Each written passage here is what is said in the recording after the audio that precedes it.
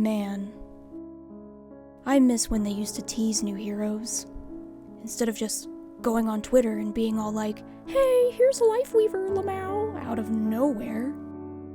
Can't make my kind of speculation video out of that. And teasers are so much better at generating hype. Seriously, what are they thinking?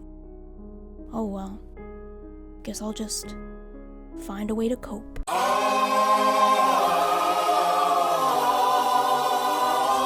Well, gang, Overwatch is doing at least one thing right in this current moment in time, and that's properly, coyly, teasing their next hero, rather than blurting out the full reveal without any fun build-up.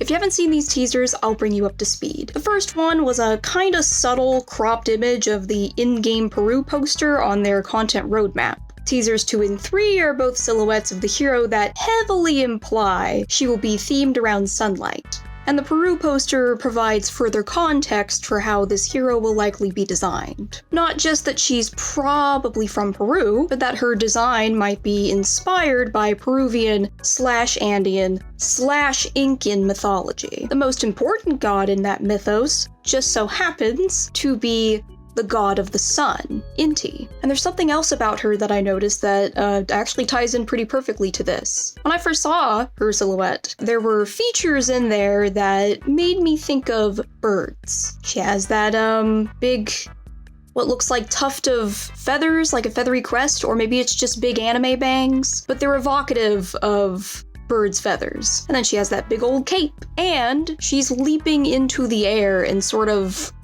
floating there, possibly gliding just very, very slowly. So that got me thinking if maybe, along with sunlight, if there was maybe a secondary theme of birds. And thus I took to the internet and did a wee bit of research, and boy, I got results that were a little better than I expected even, because there is a bird myth that is connected to that sun god myth, in the form of the Andean condor, which is an absolute unit of a bird. Oh my god, it's massive. It's almost as big as a person. That huge, huge bird has mythological ties to Inti, the sun god, as his messenger to Earth. That really couldn't be more perfect. And to this day, condors are still considered sacred animals. So yeah, you know, with the theme of sunlight, birds, I'm gonna kind of use that as a baseboard to just spitball some ideas at you about what this hero might do. And we'll start off with a simple one that ties more so into the bird theme, and that's the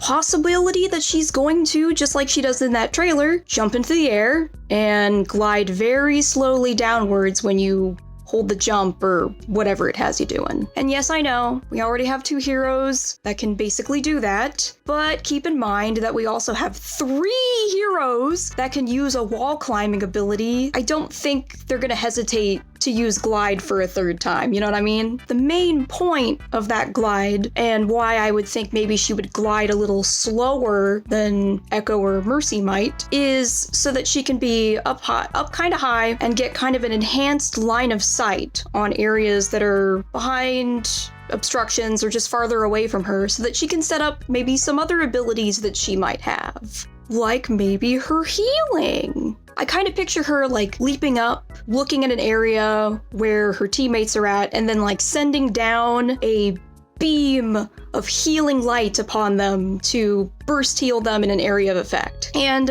she would also, if this was like her main healing ability, she'd also be able to cast it while standing on the ground. It's just that going up in the air, she'd have more options of where to cast it. And the trade-off there is that, yeah, you have more options, maybe you even have a wider range, but being up in the air and being not stationary but slow moving, you're going to be easier for your enemies to shoot at. In some situations, that'll be worth the risk. I'm also considering that she might do something similar for her ultimate ability, but on a much larger scale. Either like a huge AoE, or we have to consider the possibility that she might have a map-wide mass healing ability. Doesn't need line of sight, she just presses Q, and her whole team, no matter where they are instantly healed up. And if that sounds similar, then you're probably a League of Legends player, because that is Soraka's ultimate. And if it sounds overpowered, I mean, it could be, but it doesn't necessarily have to be. It depends on how much healing it does, how long it takes to build up, and if it comes with any extra benefits or not. You know, there's a lot of, like, knobs to tune there. You know, they could even make a little oopsie, and it can be underpowered. I should say, by the way, the concept hero Rashi had mass healing listed as a possible ability. So we can at least say that the devs have thought of mass healing as an ability. It crossed their mind at least once. If there was ever going to be a hero in Overwatch, ever, who would have a mass healing ability like that, wouldn't it just feel right to give it to Sun God, Divine Messenger themed hero using sunlight, which is like this all-encompassing thing, goes everywhere.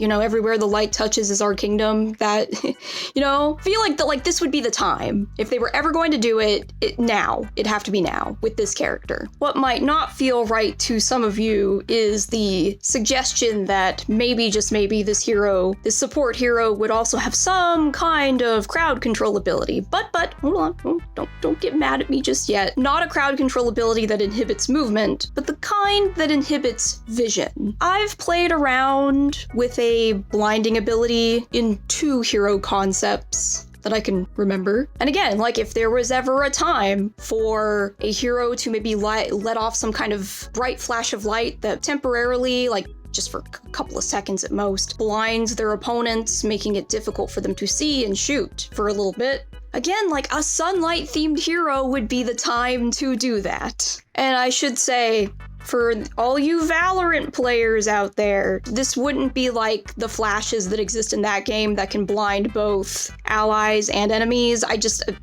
for Overwatch, that would just be way too annoying. So, proposal, your allies can still see the flash of light, but it's way dimmer than it is for enemies. And it acts as a kind of like, neuron activated. It's a signal for your teammates to engage in the fight because, hey, the enemies are blind for just a little bit. If you have a team that's, shall we say, reluctant to push the point, you let off that sucker and maybe they'll be like, oh, let's go, let's shoot our guns and move forward now. Okay, let's talk about that sword.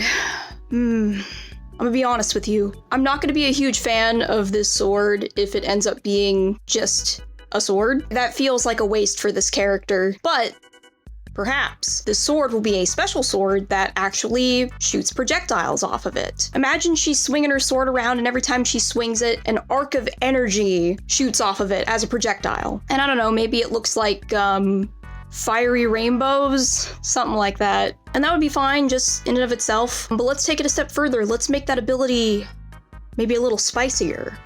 What if those arcs of energy had a limited piercing ability? Here's what I mean by that. The energy hits the enemy, does the damage, it goes through them. And if there's an ally in the path of the projectile on the other side of the enemy, and the arc of energy hits them too, it heals them. And what about the reverse? What if it hits a ally first, it heals them, and then goes through, hits an enemy if they're in the way, and then it does the damage? And the other thing she could do, I almost hesitate to suggest this, but like, just in case it ends up being a thing, it's worth mentioning. What if she jumps into the air while she's gliding? She cancels the glide to come striking downward with her sword. She hits the ground, and then in hitting the ground, she releases a energy projectile going in front of her along the ground.